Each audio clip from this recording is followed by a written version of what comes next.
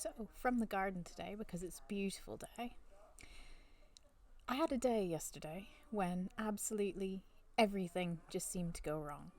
You know, the one where you just feel rubbish and you're doubting yourself at every turn. I also had a migraine, which didn't help. But it got me thinking. Basics. It's the basics that are important. And the basics of starting your business comes back to making sure you know what your resources are and making sure you've selected an appropriate niche. So today is all about resources and niche.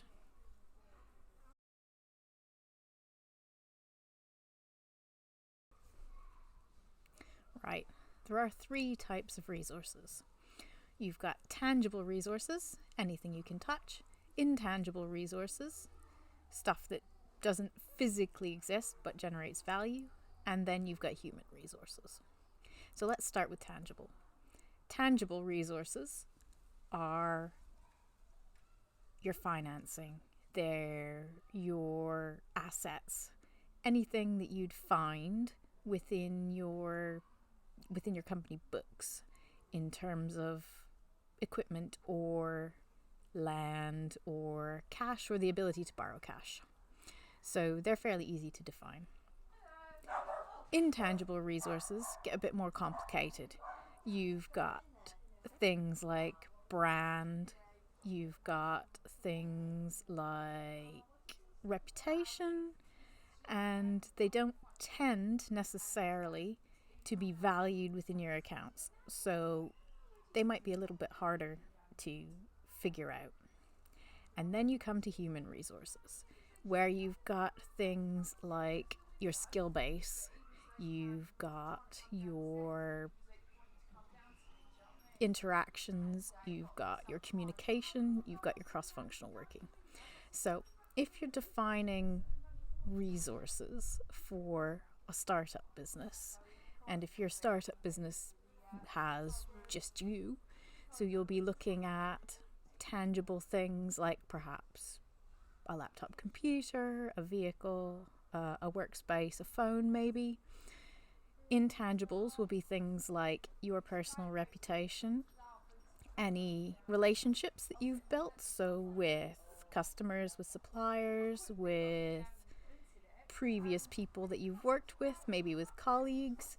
And then in terms of the human resource, if you're talking about a one-person startup, you'll be looking at things like your skill base. So anything that you can do personally. I've spent 4 years working as a costing manager. I'm very analytical. And then you've got some oddball things like, for instance, I'm an excellent seamstress. Not sure how that's going to come in handy, but I'm going to put it on my list anyway. So you want to be capturing all of the unique, tangible, intangible, and human resource-based elements into some form probably of a creative capture. I'm going to use mind mapping, I suspect. One of my favorites, and there'll probably be post-its involved. Gotta love a post-it. And then it will be something that you're going to add to. And the things that you're really going to want to generate value are probably the things that are going to seem a little bit weird and don't really fit to start with. But you want to find your unique balance of resources.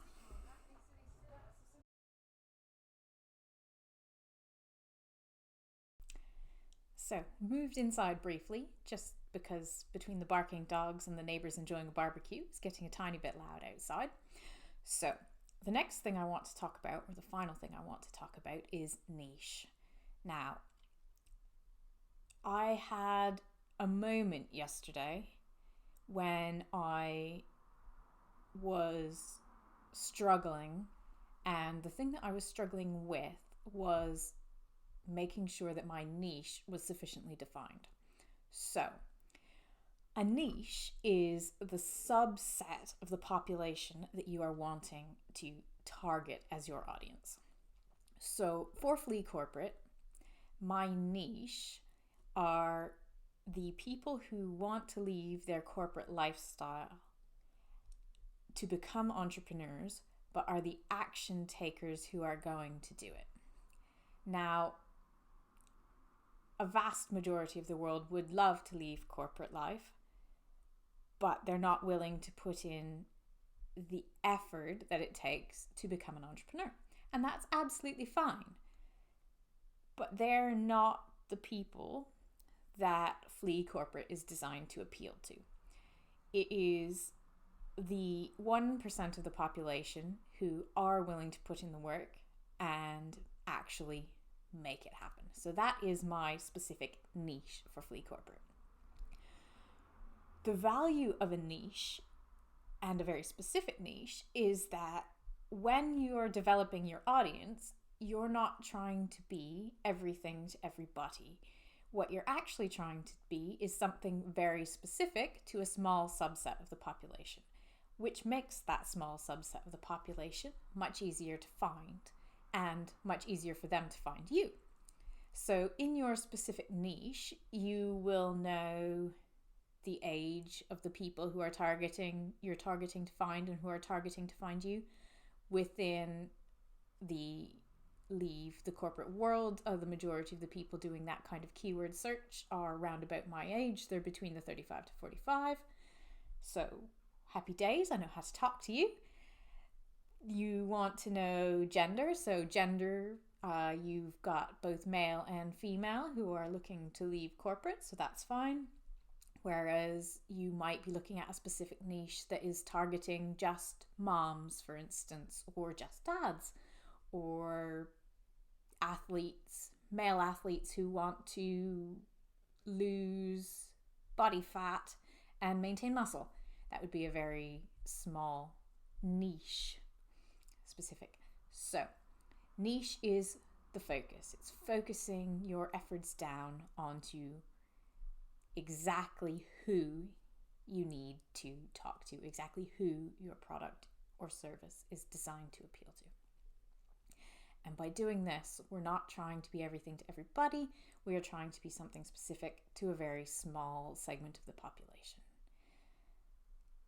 I'll say a bit more about niche and focus later, or in another video in fact, but the thing about being specific on your niche is if you know who your audience is, you also know where to find them. So you'll know what social networks you'll find them on, you'll know what specific problems they're trying to solve, and that lets you be in the position to give them the solutions that they need to solve their problems in a way that they're going to understand and in the medium that they're going to be looking for them in. So, thank you very much for watching this video. Please do like and subscribe.